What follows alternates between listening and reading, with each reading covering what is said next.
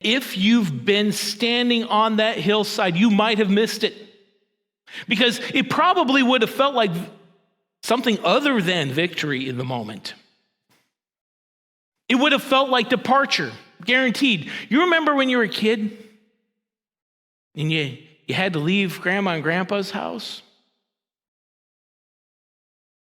And if you're old enough to have children who have left the nest, you know what it's like when they have come to visit after a long absence and then they leave. That's what it was like for those disciples on that hillside. It would have felt a lot like loss, like silence. But underneath that silence was something that was far more decisive.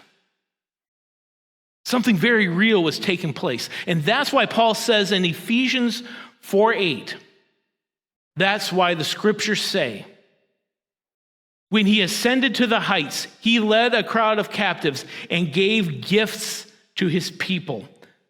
That, ladies and gentlemen, is not the language of retreat. That is the language of a victorious king returning home from battle.